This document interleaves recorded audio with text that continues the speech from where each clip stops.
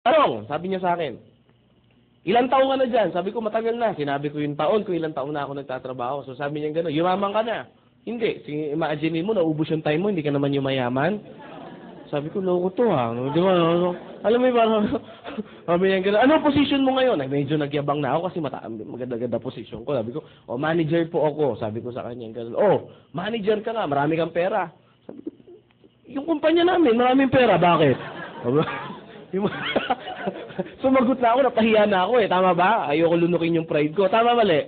Sabi ko gano'n. Sabi niya gano'n, Chris, sabi niya gano'n, ang posisyon, hindi yan maipamamana sa pamilya mo. Sabi niya sa akin, sabi ko, na-realize ko, oo nga, no? Sabi niya, pag ikaw namatay at nagkaanak, hindi pwedeng ipapamana mo yung pagiging manager mo sa anak mo. Pag namatay ka o tumanda ka, kukuha sila ng bago, mas agresibo, mas bata, at mas magaling sa'yo, at mas gwapo sa'yo. Sabi ko, pwede, at least, di ba? Naramdaman ko, na-appreciate niya ako. So sabi ko, sabi ko, ganun nga. Sabi ko ganun. Pero sabi ko, sir, sabi ko kasi sa kanya, sir, ang maganda kasi sa position ko, stable na yung kinikita ko. Sabi niya, hindi ko naman tinatanong kung stable eh. Ang ayoko nga sa lahat, stable yung income. Kasi maraming Pinoy, ang mindset, di ba, stable ang income? Sabi ko, hindi, mabuti ang stable ang income. Sabi niya, sige, tingnan ko. Nung January, magkano ang sinahod mo? Ang sahod ko po kasi 18,000 pesos per month. That's January.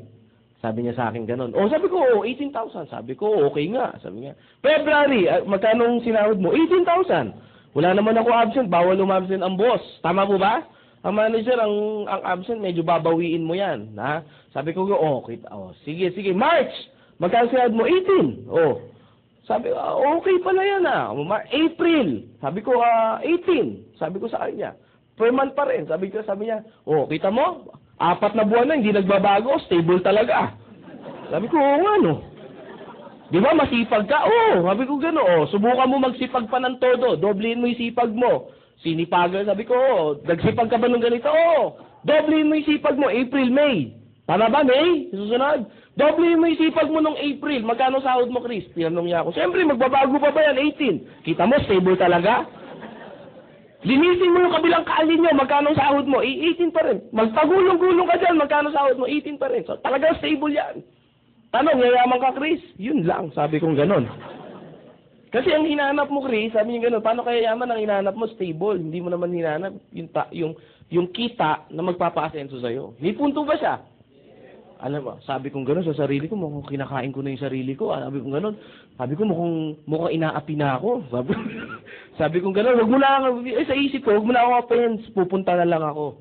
Sabi ko sa kanya, sige, punta na lang ako, gagawa na lang ako ng paraan. Si Sir, kinuha niya yung day off niya. Tama ba? Ako, ginawa ko, nag-leave po ako, kasi kailangan mag-leave ka eh.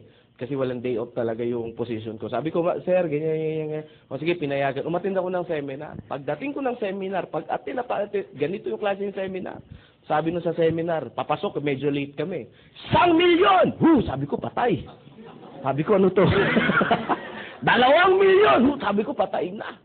Sino gustong yumaman? Nagsisigawan yung mga tao. Sabi ko, patay na to. Ano to nang puntahan kong kulto? Sabi ko, tinitingnan ko, wala akong choice. Tama po ba? Yung sabi kong gano'n, di pinagbigyan ko na, umabsent na ako, wala na akong upo. Pag-upo ko, nagpakilala yung speaker, pinakita yung products, nadismaya po ako. Personally, nadismaya ako. Bakit ako nadismaya? Computer graduate ako, may advantage ako sa computer, tapos ang pinakita food supplement. Tama po ba? Sabi ko, yung mga pampapayat, maputi, sabi ko, Diyos ko, paano ko yayaman? Tama ba? Ilang bilbil ang kailangan kong computein, ilang kili-kiling maiitim, tama ba? Ilang singit na kailangan ko i-check para yumaman ako. Tama po ba? So sabi ko, medyo malabo yata. So meaning, pumasok po ako sa seminar room ng close-minded po ako. Sa madalit salita, pumasok ako, naka-mindset na ako na ayoko yung ginagawa seminar. Tama po ba? Sumunod na speaker, tinawag ulit. Sumunod na speaker, kitaan daw. Dito, pwede kang kumita ng ganito. Pwede kang maging milyonaryo. Sabi ko, Diyos ko, ang sipag ko. Sabi ko, ang galing ko. Sabi ko, yung talent ko. Sabi ko, never ako. Sabi ko, imposible talaga. Sa hirap ng buhay nga, imposible yumaman. Sabi ko sa sarili ko. Sabi ko, gano'n, niloloko lang ako ng taong to. Sabi ko, gano'n. Tapos biglang nagsabi siya, ganito po. Wala na. Baliw na rin ako. Bakit? Kinain ko na yung pride ko, may sasakyan siya, ako wala eh. Tama mo ba? Sabi ko lang yan itong speaker na to, ganito lang, tapos grabe. Nagsisigaw lang, kumita na ng malaki. Kaya ko rin kayang sumigaw. So yun na po yung nangyari. Now, after ng seminar, sa madalit salita, sabihin ko na po sa inyo, nag-join ako hindi? Hindi po ako nag-join sa madalit salita. Bakit po? Na-hype po ako pero nandun pa rin sa isip ko yung duda. Nagdududa pa rin ako na, pwede bang kumita talaga ng ganong kalaki? Kasi ang ini-explain sa akin, pwede kang kumita ng at least 1 million, hindi at least pwede kang kumita ng 1 million pesos per month. Parang nakakalaglag pa nga. Ang alam ko sa 1 million per month, kailangan mong tayaan ng maraming beses sa loto yan. Tama po ba? Kung aatin ka sa Wawawi, ilang pila yung aatinan mo. Tama po ba? Ilang bingo yung aatinan mo bago ka manalo ng 1 million. Tama po ba?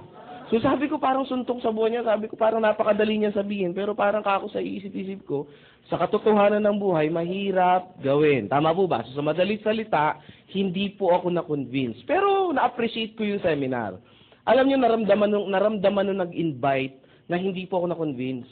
Naramdaman niya pag pinakawalan niya ako, hindi na ako magpapakita uli. Maliwanag po ba? Tingnan niyo yung mga katabi niyo.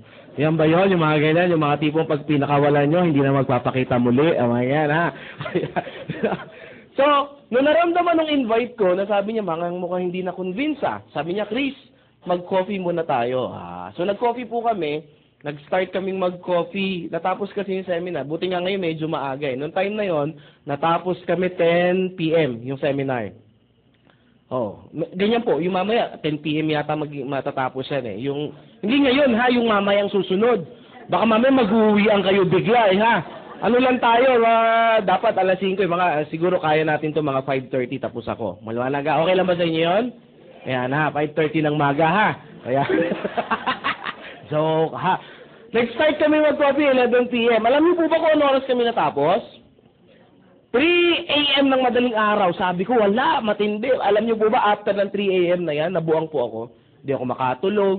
Pag uwi ko ng bahay, 4 a.m. 4 a.m. yung uwi ko ng bahay, alas 5, kailangan ko gumising kasi papasok ako. Pero nung time na yun, hindi na ako natulog kasi hype na hype ako. Alam mo yung power na power, parang nagising yung natutulog mong pangarap.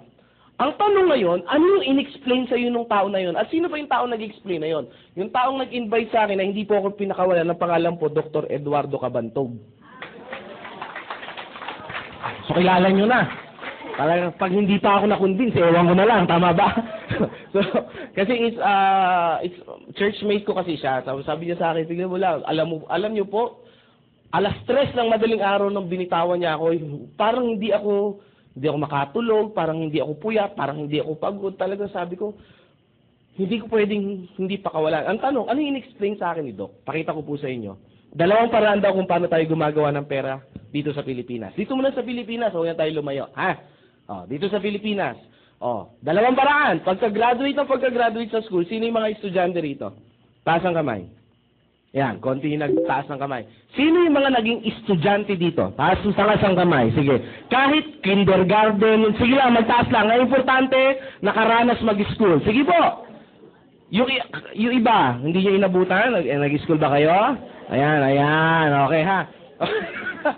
Ang tanong ngayon sa mga estudyante at mga naging estudyante, pagka-graduate ng school, ano ang unang-unang option? Pagka-graduate sa school ng college? Maghanap ng trabaho, mag-empleyado. Ang tanong, bakit? Para kumita ng pera. Tama po ba? Yung isa naman ang option is magnegosyo. Tama po ba? Pag may kapital o may konting kapital, magninegosyo. Tama po ba? Ang tanong, bakit hindi nagninegosyo? Walang pera. Ulitin ko ang tanong ha. Bakit employment yung unang hinahanap natin? Para kumita ng pera. Pag yan ang sagot nyo, ibig sabihin, mas maraming pera ang empleyado kaysa sa negosyante. Kasi mas kumikita to ng pera eh. Tama po ba? May sumagot kanina, sabi niya, yes, mas kumikita to ng pera kaysa dito. Tama po ba? Kaya mas maraming sasakyan nito kaysa dito. Tama po ba? Mas malalaki ang bahay nito kaysa dito. Tama po ba? Ang tanong, uulitin ko yung tanong, bakit employment yung una nating hinahanap? Walang tama, walang maling sagot, huwag kayong matakot. Para ma-realize nilang, bakit ba ito yung hinahanap natin? Sige po, sa mga first time lang. Para magkaroon ng pera. Kasi sa negosyo walang pera eh. Tama po ba? Wala itong mga taong to, Mga palaboy na to, itong mga tao na to. Kawawa itong mga tao to, walang pera. Tama mo ba? Hindi. Ay, sino papasok? Ma'am, sige. Ay, walang ano ha. Okay lang yan, magkakatuwaan lang tayo. Sige ma'am, ano po yung sagot niyo po? Sige po.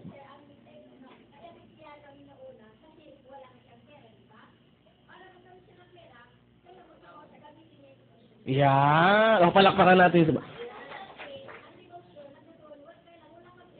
Yan. Pag sinabi, babalik ako kay ma'am. Ma'am, ano po name niyo, ma'am? Mami, ha? Tita na lang tawag ko sa inyo, o ate. Yan, ha? Ma'am Alice. Ma'am dun, bumagsak no? O ma'am Alice, pag sinabi bang negosyo, ano unang kailangan? Si ma'am Alice lang. Kapital. Yan. Pag sinabing kapital, ano unang kailangan? Pera. Tama po ba? Sagot kayo. Tama po ba? Ano unang kailangan sa kapital? Mali. Idea po. Pangalawa lang ang pera. Maraming Pinoy, ang akala nila pera ang una. Ano ginagawa ng Pinoy? This is the traditional way na ginagawa ng Pinoy. Papangakuan yung pamilya. Anak, mga asawa, mga anak, mga asawa. Ba yan, nasasabi ko? Pupunta muna ako ng ibang bansa, magtatrabaho ako at mag-iipon ako ng pera. Tama mali? Kaya binibitawan sa atin para pag makaipon ako, uwi ako ng Pilipinas, magninegosyo tayo. Tama ba? At magbago ang buhay natin. Tama ba? Nagtrabaho na ilang taon, pag uwi ng Pilipinas, may pera wala. Hindi, karamihan meron. Sabi nga, maliit lang. Hindi ko naman tinanong kung maliit o malaki. Tama ba? Ang sinabi ko, na umuwi ng Pilipinas, merong dalang pera. Tama po ba? Either 10,000 yan, 20,000 yan, wala tayong pakialam doon. Basta meron siyang inuwing pera. Tama po ba? Pero bibihira yung nag-uuwi ng 10,000 ha. Karamihan meron talagang ipon pag uwi. Mga minimum yan, may 50,000. Gaya kasi bakit ko alam, mostly ng family ko, mga tsahin ko, mga upper na kamag-anak ko, mga talaga abroad yumaman. No po, ito ngayon yung question. Pag uwi ng Pilipinas, may dalang pera, karamihan po ba nagninegosyo? Ano ginagawa? Bibili ng flat screen, malalaking TV, refrigerator. Tama po ba? Mga bago sa bahay. Tama po ba? Papakain dito, syempre, mayabang galing abroad Tama ba? Mataas ang ero niya. Tama mali? Syempre galing abroad. Bigay dito, bigay dyan. Tama po ba? Pag fiesta, pakain ng todo. Pag birthday, talagang todo max. Tama po ba? Ang mga kamag-anak, pasalubong dito, pasalubong doon. Pagtapos ng ilang buwan, kamusta na? Wala na ng pera. Pag wala ng pera, ano uli gagawin? Babalik ulit doon, pangangakuan yung pamilya. Ilang beses natin nakita yung ganyang picture Tama po ba? Ang tanong, may pera yun, wala? Meron! Tama ba? Ba't hindi nagnegosyo? Alam natin, ito yung unang kailangan. Yes, walang idea. Bakit employment ang una natin pinapasok? Kasi walang idea sa... Yun yung dahilan. Kasi pag pinagsabi natin kapital lang at pera lang, ang tanong, pag ikaw ba nag-empleyado, walang kapital na pera? Marami ako na interview, ang dami di ba? Yung naghahanap pa lang ng trabaho araw-araw, magkano na ang kapital? Pamasahe, pagkain. Tama po ba? Pag natanggap ka, requirements pa. Tama po ba? Sabi, maliit lang yun. Ang negosyo po, alam niyo po bang hindi naman pinagbabasihan kung gaano kalaki yung pera? Bibigyan ko kayo ng konting tip. Merong nagkaroon ng segment ang Balitang K. Alam niyo yung Balitang K? Ang host dyan si Jessica Soho. Tama po ba? Tinitignan ko lang kung nanonood kayo. Siyempre si Corina. Meron sumagot, oo, gumanon. Halatang di nanonood. Sabi niya, oo, talaga nakikinig siya, attentive, no? Ang host dyan si Corina Sanchez. Meron siyang pinicture dyan, isang matanda, naging milyonarya. Pero alam niyo po ba kung saan siya nag-start? Sa 5 piso lang. Sa 5 piso lang siya nag-start mag-business sa halagang 5 piso. Pero after a year and a year, naging milyonarya siya. Ang tanong ngayon, Chris, paano niya nagawa yun? Tama ba? Kasi nagkaroon siya ng idea. Ano negosyo ginawa niya? Yung 5 piso niya, binili niya ng squash. Ano sa Tagalog ng squash? Ayun, kalabasa. So, hinugasan yung kalabasa, hiniwa niya, yung 5 piso hiniwa niya, tapos kinatkat niya, tapos binenta niya sa kapit. Baka mamaya pumunta kayo walang 5, maiiwan kayo na nag-invite sa inyo Tama ba? Ang tanong, pwede ba kayo maging milyonaryo din? Depende sa idea na meron kayo ngayon. Tama po ba? Kasi it's not how, sabi nung mentor ko, Ang pagyaman, hindi sa laman ng kanyang bulsa, kundi sa laman ng kanyang pag-iisip. Tama ba? Ang tanong, bakit employment, Chris? Gusto niyo malaman yung sagot? The reason why bakit employment, kasi meron tinatawag dito na security income. At sa negosyo, walang security income. Ang Pinoy masyadong sigurista. Tama ba? Subukan mo, aling nena, magnegosyo tayo. Ayoko nga, Chris! Bakit? Baka malugi. Sabi ko talaga malulugi. Bakit, Chris? Hindi pa tayo nag-i-start. Usapan pa lang, lugi na. Tama po ba? Hindi mo nga tinanong kung magkano ang kitaan. Tama ba? Kung paano yung paraan. Tama mali? Yan. Bakit dito? Sigurista ang Pinoy eh. Dito walang lugi. Tama ba? Basta natanggap ka, trabaho ka lang araw-araw. Tama ba? Trabaho araw-araw, tatanggap ka ng A15. Tama mali? Trabaho araw-araw, tatanggap ka ng katapusan. Tama ba? Tuwing A15 at katapusan. Tama ba? Trabaho ng trabaho, A15, katapusan. A15, katapusan. 1 taon ka ng A15 katapusan, may nagbabago ba? 5 years ng A15 katapusan, may nagbabago ba? 10 years ng A15 katapusan, may nagbabago ba? May kilala ko, yung tito ko, 30 years nang nasa serbisyo, A15 katapusan, may nagbabago ba? Meron yung edad, hindi nyo na napapansin. Tama ba? Tama ba? At ito yung dapat nating tanggapin. At habang umaangat ang edad natin, ang opportunity bumababa. Tama ba? Sabi ng iba, hindi totoo yan. Try nyo. 45 years old o 50 years old, kinatanggap pa ba na crew sa Jollibee? Good morning. Yung nagmamap, baka pag ikaw yung kumakain, sir, ako na po, naawa ako eh. Baka maawa sa inyo yan, tama ba? Tanong, lumiliit ba ang opportunity pag tumataas yung edad? May kaibigan nga ako, sabi niya, Chris, wala na akong choice, kailangan ko na pumasok sa negosyo mo. Sabi ko, bakit? 35 na ako, wala nang tatanggap sa trabaho sa akin. Sabi ko, at least, na-realize mo yan. Sabi niya, hindi ko na-realize, kailangan ko lang talagang tanggapin. 35 na eh, tama ba? Yan ha. Nagigets mo ba to? Paang itsura niya, si Robert Kiyosaki. Kilala niyo si Robert Kiyosaki? Isang financial expert, siya yung nagsulat na Rich Dad, Poor Dad, Cash Flow Quadrant, at marami pang investment kung paano kaya yaman. Sabi ni Robert Kiyosaki, pag ganito daw yung buhay mo, ang hinahalin tulad daw niya yan sa isang rat race. Alam niyo yung rat race? Alam niyo yung rat? Alam niyo yung race? Ayan, at least malinaw, baka may mapaisip pa kayo eh ha. Ano yung rat race? Ganito yung itsura niya. Ito yung wheel, ito yung daga, tatakbo yung daga, iikot yung wheel. Tama ba? Pag tumakbo yung daga, iikot yung wheel. Makakalis ba yung daga? Sagot kayo ng malakas ha. Bibilisan niya, times 2 yung bilis. Makakalis ba siya? Times 5, makakalis. Times 100, makakalis. So, hindi makaalis. So, parang ganito din, aking katapusan, ilang taon ang aking katapusan, hindi makaalis. Sa aking katapusan.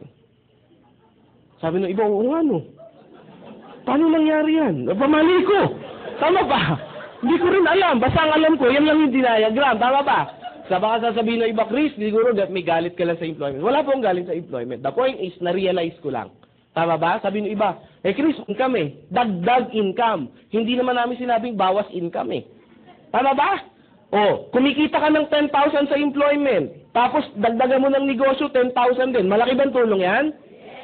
Tama ba? Ganyan yung dati sa akin, 18,000 pesos per month. Then after ilang months, ang nangyari sa akin dito, 120,000 per month. Ano nangyari? Totoo yung sabi ng mentor ko, full-time on your job, part-time on your fortune. Tama po ba? So, dito ba may ipon ako? Dito may ipon ako? Yes. That's why after ilang months, nag-resign din ako. Tama ba? Ibig mo sabihin, Chris, magre-resign din kami. Bahala na kayo mag-isip, 120 nga to part-time eh. Tama ba? Ito full-time, ayaw magbago. Tama ba? Yun yung advice ko. Gawin nyo yung business na to. Try nyo, subukan nyo to. Pag nag-120 kayo, mag-isip kayo. Tama po ba? Kahit naman siguro bata, may isip naman kung ano dapat gawin. Tama ba? 10 hours mong ginagawa. Ito 2 hours to 3 hours. Tama po ba?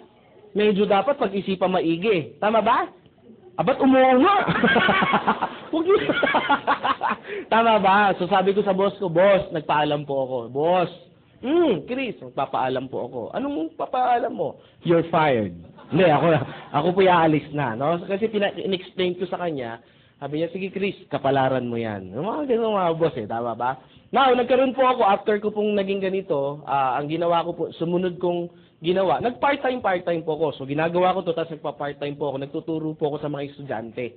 Yung mga college student, yung mga gagraduate, so pumupunta ako sa mga school, iniimbita nila ako sa mga symposium, tapos nagkakandak ako ng ganito. Hindi po yung business, yung tinatawag na mindset. No? After nito, may isang estudyante sa akin, somewhere in, hindi ko nasabihin yung school, nagtaas ng kamay, siguro nasa 500 yung audience. Sabi niya, Sir Chris, good news, salamat po, naka-attend kami ng seminar niyo about financial literacy. Sabi niya sa akin ganun.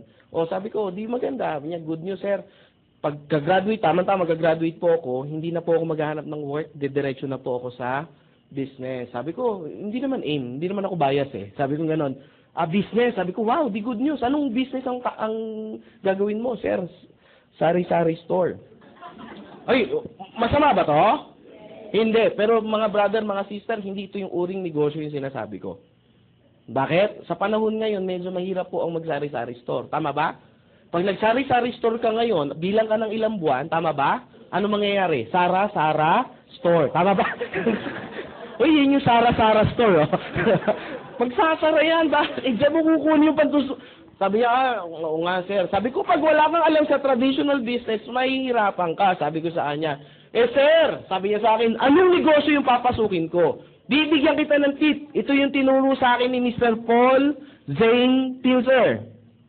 Ay, sorry, si J. Paul Getty pala. J. Paul Getty, si JPG. Nakabasa ako ng libro niya, pag magninegosyo ka daw, sabi ni J. Paul Getty, kailangan daw, yung ginagamitan ng time, leverage. Narinig niyo na po ba to? Narinig niyo na? Sino ba si J. Paul Getty? Siya yung kauna-unahang naging bilyonaryo sa Amerika sa larangan ng langis. Langis yung business niya. Ano ba yung time leverage? Ito yung ginagamit ngayon nila Lucio Tan, nila Henry C., nila tawag dito nila Mark ng Facebook, nila Bill Gates, nila Warren Buffett, yung mga multi-millionaire, billionaire sa buong mundo. Ito yung sikreto nila bakit sila yumayaman. Tama po ba? Tanong ba natin sa sarili natin, bakit ang mga mayayaman lalong at ang mga mahirap lalong Tanong na ba natin sa sarili yan? Patagal na ba ang tanong yan? Nasagot na ba? Kung tagal na yan, no? Ay masagot. Ito, bigay ko po yung sagot. The reason why bakit ang mayaman lalo yung mayaman, kasi ang mga mayaman, alam nila o natutunan nila yung time leverage. Ano ba yung time leverage? Ang time leverage is simple lang po. Explain ko po sa pinakamadaling salita or para madaling maunawaan. Tao. Ang tao may ilang oras sa isang araw. Sino mga first time? Taas ang kamay. Madali lang naman yung tanong ko Ma'am, ang tao po may ilang oras sa isang araw? Nandiyan ba yung mga tinawag ko? Alam ko nandito lang yun Ma'am, ano po name niyo, ma'am?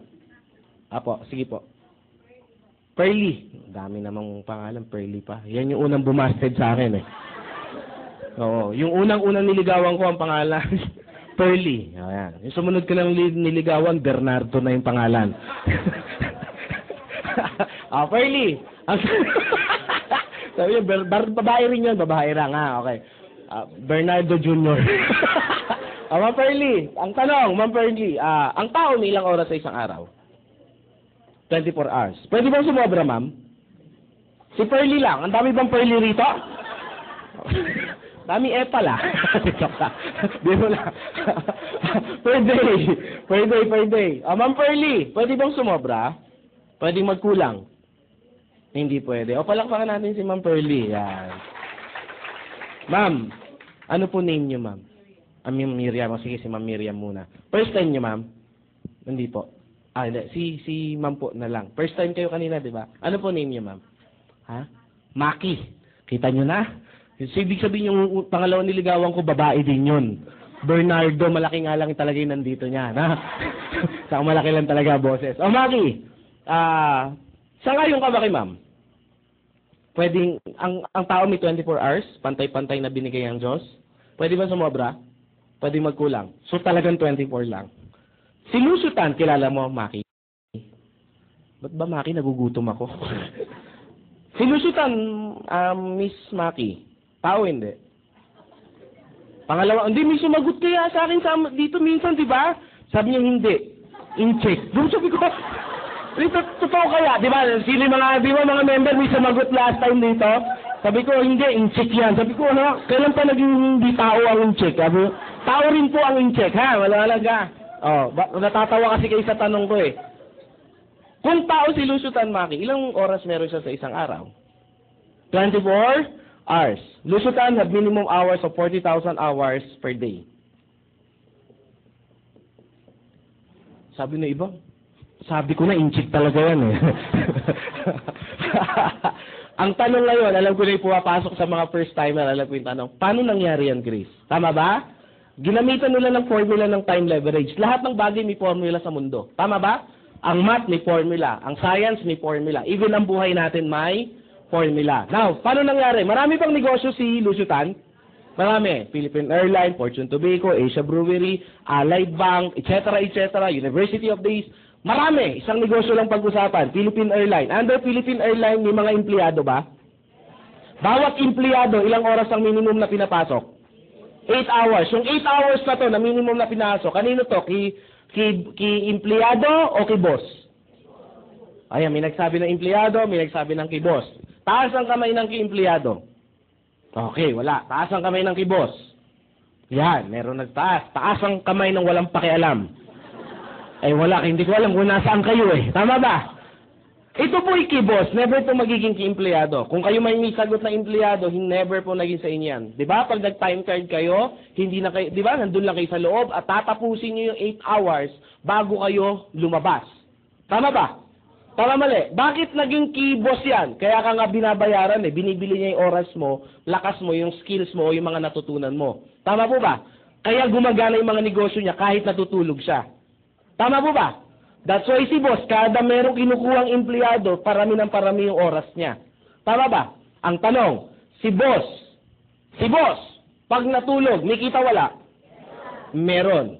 Tama po ba? Nakita nyo na ba ang Philippine Airlines nung inantok si Lusutan? Gumaganon din? Gumaganon yung mga aeroplano, inaantok siguro si Lusutan. Gumigewang eh. Tama ba? O kahit tulog siya, umaandar. Yung mga negosyo niya ba, yung plantation niya ng sigarilyo, pag natutulog siya, gumagana?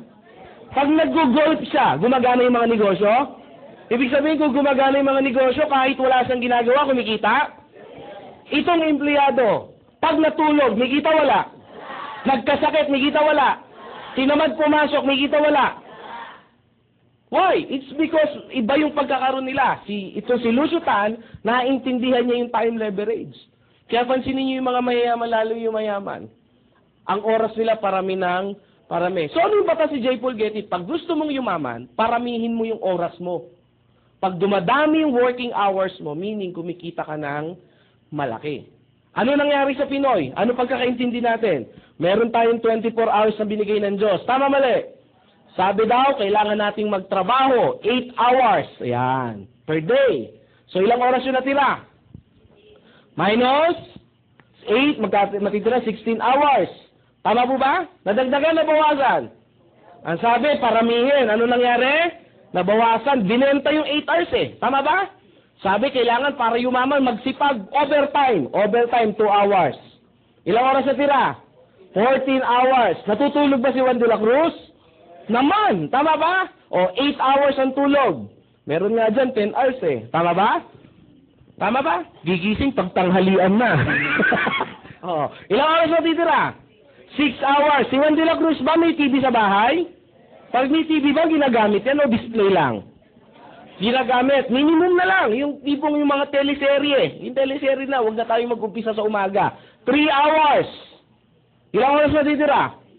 3. Dumadami. Tama po ba? Dumadami. Ang tanong, yung 3 hours na to, saan natin to nagamit? Palagay nyo.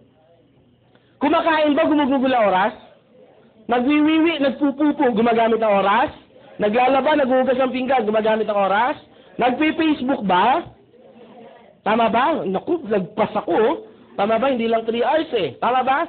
Nakikipag-textmate ba? Telebabad? Nag-aabang ng jeep? etc. So, dyan gumugugol yung 3 hours. Ang tanong, sa 24 hours, saan mo ni-leverage yung time mo? That's why, bakit ang mga mayayaman lalong at ang mga mahirap lalong kasi hindi ito tinuro sa school. Tama ba?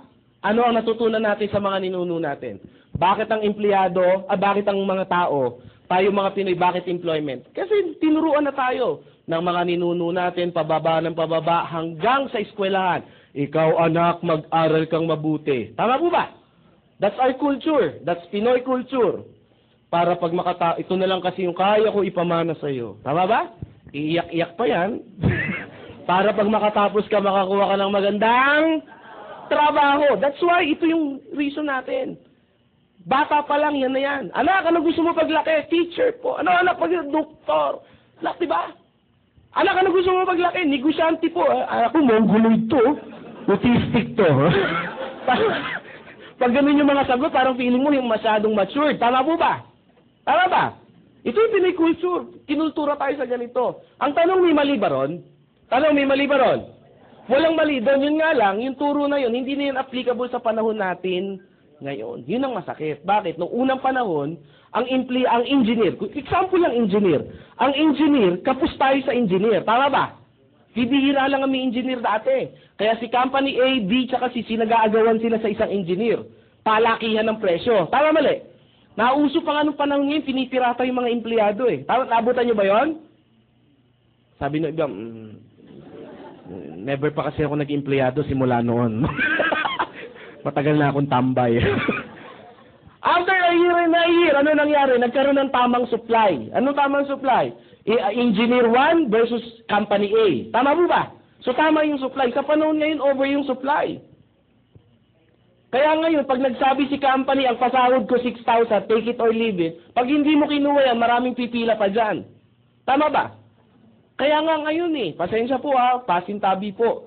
Alam niyo po ba sa mga nursing student, pagka-graduate, yung starting pagka-graduate, pag ikaw yung unang apply mo, unang kuha mo, 6,000 no? Imagine mo, mas mahal pa yung libro kaysa sahod. Starting ko, bakit kukunin? Alam mo, sabi sa TV, kinuha, in-interview sa kamakailan lang, 2 days ago. In-interview, bakit daw? Bakit mo kinuha yan?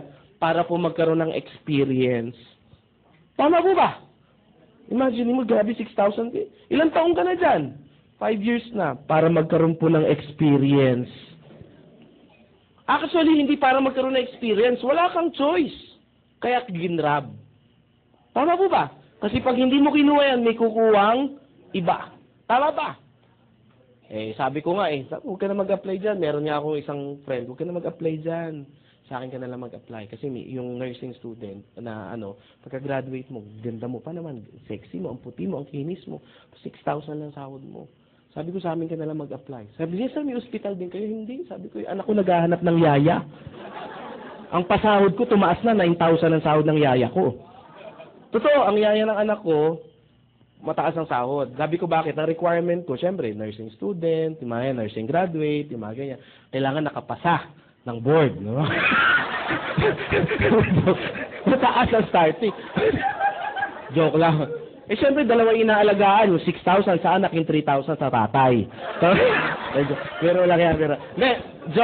kidding aside, pero 9,000 talaga yung sahod ng yaya ko. Sabi ng iba, Chris, bakit ang taas ng sahod? Kasi simple lang po. Pag mataas ang sahod ng yaya ko, hindi gagawa ng kalokohan sa bahay namin yan.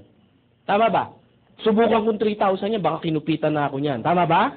Magkakaroon ng problema sa buhay. Ang tanong, sino kaya nakakaipon dito sa dalawa? Ha? Lipan ko na lang. Doon na lang tayo sa regular. Baka sabihin niyo, Chris, kasi marami kang pera, kaya nakukuha mong ganyan. Doon na lang tayo sa ordinary, na ang sahod 4,000. 5,000 na yaya. Sino kaya nakakaipon dito? Kasi ito namamasahe ito araw-araw Tama ba? Si yaya hindi, stay in yan Tama ba? Ito kakain pa to. Tama ba? Ito, bubuksan lang yung rep namin, kakain na yan Tama ba? Tama ba? Tama mali? Nakakapamasyal ba to? Hindi, kami pag nagpunta ng Hong Kong, kasama yan Totoo. Pag nagpunta kami ng Boracay, kasama yan. Siyempre, sino mag-aalaga doon? Tama ba? So magsasalamat sa alaga sa anak namin. Tama ba? Punta kami Boracay, di ba? Do'y anak namin. Di walang mangyayari sa aming mag-asawa. Hindi, paano kayo mag-i-enjoy? Lagi nakabuntot. Tama ba? Dyan lang siya, laro-laro. Tama ba? Ano yung point? At the end of the day, pagdating na aking marami pang kaltas to, tax, SSS, etc., etc. Tama ba? Ito, pagdating ng sahod niya, buo, 5,000. Tama mali? Ito, pag sahod, ewan ko ano matira. Tama ba? Hindi ko po dito sinasabi para saktan yung yung nararamdaman nyo. The point is sometimes kailangan natin ma-realize. Kasi may one time may nag-seminar, Chris, hindi, sinasaktan mo lang kami. Sabi ko, hindi, sometimes masakit talaga ang katotohanan kung tatanggapin natin. Tama ba? Ba't ko ito sinasabi? It's because para dagdagan nyo yung income nyo. Bakit? Kasi sa panahon ngayon, pataas ang bilihin. Dapat talaga tayong magdagdag. Yung 20,000 pesos ka na sahod, kapos eh. Alam nyo ba, ayon sa statistic, ang isang binata o isang dalaga dapat kumikita ng 50,000 para gumangang buhay? Dalagat binata to, ha? Eh, may nakausap ako 10,000, no? Ang anak, 4. Sabi ko, Diyos ko, paano kayo mangyayari dyan? Sabi niya, Chris, ang hirap ng buhay namin. Kahit hindi mo explain, alam ko na eh. Tama ba? Sabi ko, hulaan ko. Naka-jumper kayo, no? Huwag ka maingay. Tama mo ba? O, yan ha. O, sabi ng iba, Chris, tawag dito. So, Chris, ano yung dapat na namin business sa pasukin? Yung may gumagawa ng time leverage. Tatlo yung negosyo na pwede nyo pasukin. 3 negosyo po ang pwede nyo pasukin. Bibigyan ko kayo ng option. Hindi ko yung offer yung company namin agad kasi magiging bias ako. Unang option, pwede kayo mag-traditional business. Sa traditional business, ang kailangan nyo, tawag dito, magandang idea. Hindi pwedeng galing sa idea nyo. Bakit? Wala nga kayong experience eh. Tama ba? So, pag galing sa inyo yan, mataas ang risk. Tama ba? So, malaki ang kapital. Tama mali? O, pag kailangan, at least kahit pa paano, yung meron tinatawag na overhead expenses. Tama ba? Tama ba? At least ang kapital mo rito, meron kang 250,000 to start the business. Kung seryoso ka. Sabi ng iba, magkano kikitain yan? 10%. Magkano ngayon yan? At least monthly meron kang 50,000 para kitain. Pwede na? Sabi ng iba, oh no, pwede kayo dito? May 250,000 kayo? O kalimutan, maliwanag ha? Mahabang usapan to eh. Sumunod, franchise business. Ang franchise business ba maganda? Maganda ba ang franchise business? Yes, bakit? Merong nag-isip ng idea na. Ang gagawin mo, kakapitalan mo na lang. Tama mali? And then the rest, same. Meron 3 uri ng franchise business. Small, medium, and large. Yung small, medium, and large, itong large muna tayo. Ito yung mga tipong Jollibee, McDonald's, yung mga ganyang KFC, at least meron kang 20 to 30 million. Meron ba kayo yan? Kalimutan. Dito tayo sa medium, kung saan tayo mag-meet. Maliwanag? Mahirap i-explain ko. Wala naman kayo, sayang ang oras. Tama ba? O, pag meron na kayo, tsaka natin pag-usapan. Medium. Ito yung mga maliliit, yung mga tipong, ang halaga nito mga, mga 1 million to 5 million pesos. Ito yung mga una-usang yung mga tea. Hindi pa shawarma, mga 7-Eleven, mini-stop, mga ganyan, yan ang halaga niyan. Maganda bang business yun? Meron ba kayong 1 million to 5 million? Magtatagal tayo, kalimutan natin, ha? Maliwanag ha, doon tayo kung saan meron kayo. Small, etong small, ito yung mga shawarma, yung narinig ko kanina. Shawarma, tawag dito, siomay, tama ba? Yung mga juice, something, ganyan-ganyan. At least ang kapital mo niyan, meron kang 300,000 to 500,000. Meron ba kayo nito? Sus ko, saan tayo? Todo na to. Wala. O ano, Chris? Next. Bakit? Wala kami niyan eh. Next tayo. Network marketing. Networking. Sabi pa, ayoko niyan. Wala kang nga nito eh. Wala kang choice. Ito. Tama ba? Ano gagawin natin? Hindi mo kaya to. Hindi dito bagsak. Chris, scam yan eh. Diyan tayo magkakatalo. Bakit? Iba ang narinig, iba ang pinag-aralan. Tama po ba? Bigyan ko yun ng sample. Sasabihin ko ang network, ako po'y kunyari doktor. Kunyari lang. Baka sabihin nyo, wala sa itsura mo. Kunyari nga lang. Kahit hindi nga ako nagdoktor, alam kong hindi ako kikita eh. Kunyari doktor ako, sir. Ano po name nyo, sir? John. Sir John, ang doktor, ganito yung ginagawa, ganito. Isang araw kami nag-usap. Talagang kinuwento ko lahat kung ano ginagawa ko bilang doktor. So alam niya na kung ano yung ginagawa ko bilang doktor. Ang tanong, doktor na ba siya? Hindi pa. Bakit hindi siya doktor? Kasi hindi naman niya pinag-aralan eh. Iba ang narinig, iba ang pinag-aralan. Tama po ba? Maliwanag po ba? Baka mamaya, yung rinig nyo na scam, mga sa kapitbahay nyo lang yan. Tama po ba? Tama mali? Kasi, kung bakit lumalaki itong franchise business, it's because networking yan. Ang networking, isang paraan po ng isang time leverage. Bakit nabuo ang networking? Kasi yung mga taong hindi marunong mag-traditional at walang capital for franchise business, it's a combination ng dalawang to. Ang ginawa lang, pinaliit lang yung capital. It's the same system. Niliit yung capital, yung idea, hindi, sa inyo pa ba manggagaling yung idea? Hindi, maglalabas ka lang ng maliit na capital, it's a small capital. Tapos maliit yung, maliit yung ilalabas mo na capital, meron nang mag-iisip ng idea. Ang tanong, may risk pa ba? Wala. Bakit may ibang idea na hindi na galing sa iyo yung idea? Tama po ba? Tama, Chris, baka malugi. Yan ka na naman eh. Tama po ba? Anong gusto mo? Malugi ka sa maliit o sa malaki? Chris, kahit ano, lugi pa din. Tama ba? Pag hindi ka, wala ka bang ginawa, lugi ka hindi. Lugi, ba't nandiyan ka pa rin sa lugi? Wala naman palang nangyayari. Tama ba? Chris, sabi niya gano'n, Chris, kasi ayoko talaga ng networking. May ibang pabaraan pa ba? Meron. Ano po? Mag-networking ka. Parehas lang din yung Chris. Wala po ako isasagot. Maliwanag po ba? Yun talaga siya eh. Tama po ba? Bigyan ko ng sample. Chris, maganda ba talaga yung networking? Gusto niyo pa malaman kung maganda o hindi networking? Kasi before ako mag-start, kasi ako po, yung business, saglit ko lang ini-explain yan. In 30 minutes, kaya ko explain. Pero yung talagang gusto ko, before kayo umuwi, lahat kayo, naintindihan nyo bakit kayo maghahanap ng extra income. Sayang yung oras na dinala nyo rito yan. Pag uwi niyan, sasabihin niyan, ay, mas maganda pa rin ang empleyado. Yayaman tayo dito, asenso tayo dito, huwag kayo mananampalataya kayo. Tama po ba? Ang pananampalataya na kulang sa gawa, ay, wala po yan. Tama po ba? Yan na, nasa Diyos ang awa, nasa tao ang gawa. Now, bakit maganda ang networking? Tingnan natin, Henry C. Kilala niyo si Henry C? Henry C. Si Henry C, anong negosyo niya? SM, tama po ba? Ang SM ba isa lang? Marami ba siyang SM? Parami o parami ng parami? Actually, hindi lang SM yung Save-More na maliliit. Yung Save-More, alam niyo ba ba't tinayo yun? Para patayin yung 7-Eleven. Bakit? Yun eh. Kaya siya maliit na version ng supermarket. Maliwanag po ba? Kinukuha niya yung competitions. Rumarami ba yung SM? Ang Save-More dumadami ba? Video. Ang video ba? May mga video ba ang SM? Dumadami rin ba ang video? Dumadami? So marami bang empleyado rito, mga nagtatrabaho? Nalileverage ba siya? Dumadami ba yung oras? Yumayaman ba to? Ano negosyo na Henry C? Networking. Sabi niya, oo nga no. Lusutan.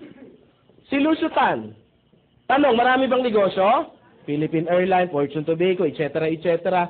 Lalo bang dumadami yung negosyo? Dumadami na dumadami. Pag dumadami may negosyo, dumadami din yung empleyado. Dumadami hanggang sa pinakababa ng empleyado nagtatrabaho. Kumikita ba siya? Ano negosyo ni Lusutan? Networking. Name it.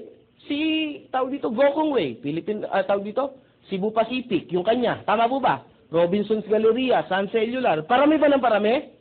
Dumadami ba yung tao niya? Ano ba negosyo niya? Networking. Sabi ng iba, Chris, magne-networking na ako. Hindi! Di natin ito titigilan hanggat hindi mo naunawaan.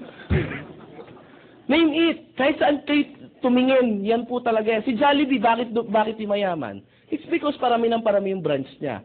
Parami ng parami yung branch niya, parami ng parami yung mga nagtatrabaho. Tama po ba? Parami ng parami nagtatrabaho, payaman siya ng payaman. Tama ba? Bakit? Kasi networking yung negosyo. Ang tanong, Chris, yaman ba ako sa Inglobal? Yes, bakit? Networking to eh. Yun naman yung sagot dun eh. Tama ba? Maliwanag ha? Sabi nyo ba, yun, at least nasagot din. Maliwanag po ha? Kasi ang akala nila sa networking, ito yung recruit, benta-benta. Pag recruit ba masama? Tanungin ko kayo. Ha? Di sana nakulong na yung may-ari ng Jollibee, nagre-recruit din naman sila eh. Tama ba? Diba? Iba lang ang tawag, hiring. Tama ba? Pero nagre-recruit din yan. Tama ba? Ayan ha, sabi ko, no. Kayo ba pag nag-a-abroad, di ba may nakalagay, recruitment agency. Tama po ba? Di sana, scam yun. Ba't marami pumipila? Tama ba? Chris, ayoko kasi magpa-recruit eh. Ba't ka nag-apply ng abroad kung ayaw mo magpa-recruit? Ganon din yan. Tama po ba? Sabi nung iba, Chris, kasi yung mayaman lang dyan, yung nasa taas. Tama mali? Parang yung boss mo, yung mayaman kasi siya yung nasa taas. Tama mali? Sabi nung iba, Chris, sasali na nga ako eh.